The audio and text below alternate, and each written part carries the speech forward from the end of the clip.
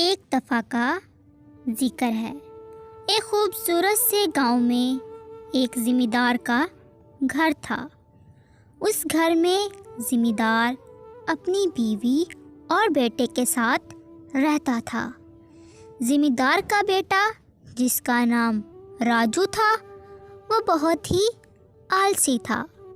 वो हर वक्त बस सोता रहता था, जिसकी वजह से ज़िमींदार और उसकी बीवी बहुत परेशान रहते थे। ज़िमींदार की बीवी ज़िमींदार से कहती, अजी सुनते हो, अभी तो हम हैं जो राजू का ख्याल रख लेते हैं। हमारे जाने के बाद उसका कौन ख्याल रखेगा? वो तो बहुत ही भोला है। ज़िमींदार और ज़िमींदार की बातें जुगनू, जो कि ज़िमींदार का भतीजा था, सुन रहा था।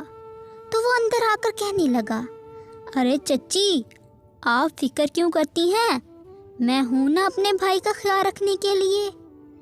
जिस पर ज़िमींदार की बीवी बहुत खुश होती, जबकि उनको इस बात का इल्म ना होता कि जुगनू सिर्फ उनकी घर और जायदाद हासिल करना चाहता है। उससे राजू से और कोई मतलब नहीं। ज़िमींदार और ज़िमींदार की बीवी जुगनू पर बहुत इत्तबार करते थे, जिसका फ़ायदा अक्सर जुगनू उठाया करता था। ज़िमींदार जुगनू से कहता, एक तुम ही हो जो राजू का ख्याल रख सकते हो, वरना उसे सोने से कहाँ फुर्सत है। एक दिन जब जुगनू तालाब के किनारे पर एक दरख्त के नीचे गहरी नींद में सोया हुआ था, तो उसके पास गांव का एक शख्स आया और वो आकर राजू को जगाने लगा। जब राजू उठा तो वो शख्स राजू से कहने लगा, ओ राजू भैया, आप यहाँ आराम से सो रहे हो और वहाँ आपकी माँ की तबीयत बहुत ख़राब है। राजू ने जब ये सुना तो वो डर गया और तेज तेज कदमों के साथ अपने घर की तरफ चलने लगा।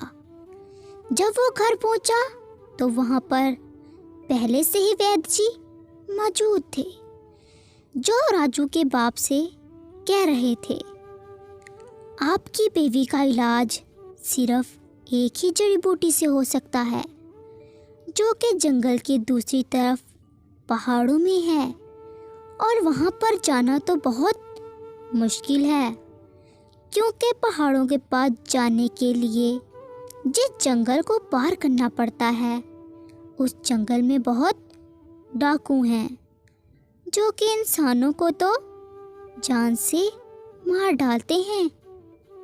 राजू के बाप ने जब ये सुना तो ज़ोर ज़ोर से रोने लगा और कहने लगा, अब मेरी बीवी का इलाज नहीं होगा।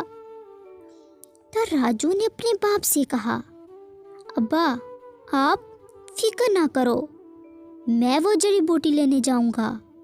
जिस पर ज़िमींदार ने राजू से कहा, अगर तुम बूटी लेने गए तो रास्ते में कहीं ना कहीं सो जाओगे, जिससे वो बूटी नहीं आएगी और तुम्हारी माँ जान से हाथ धो बैठेगी।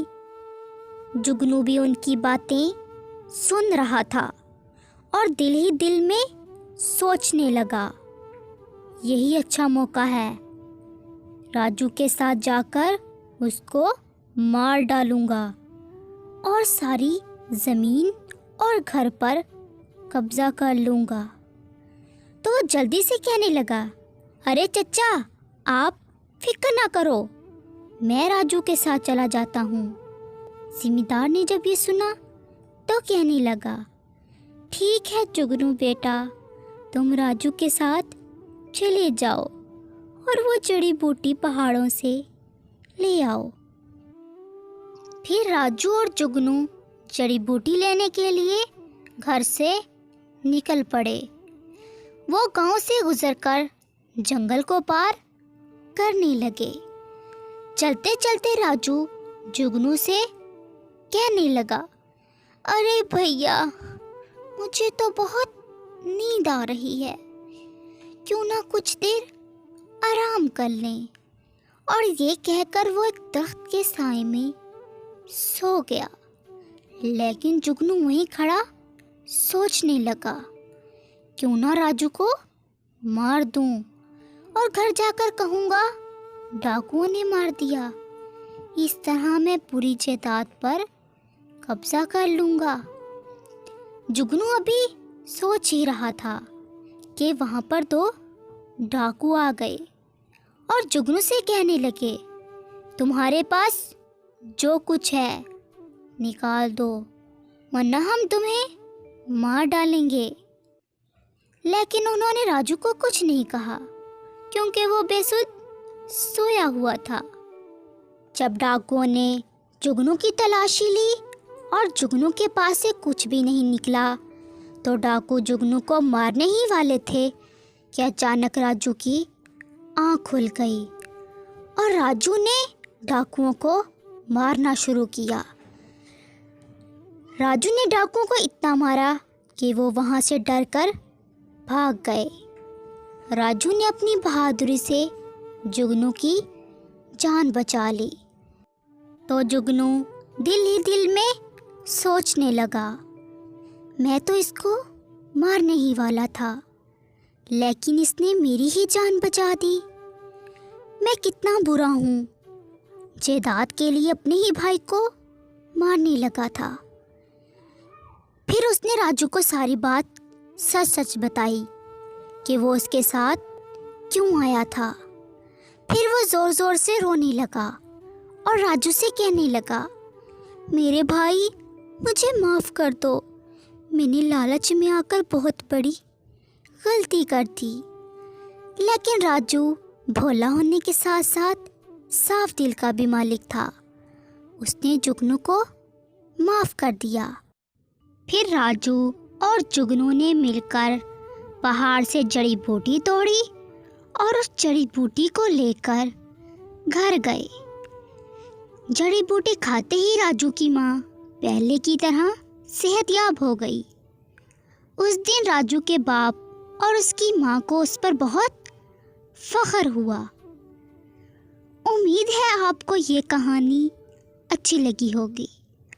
अगर आपको ये कहानी अच्छी लगी है तो जल्दी जल्दी इस चैनल को सब्सक्राइब कर दें, लाइक कर दें और शेयर कर दें।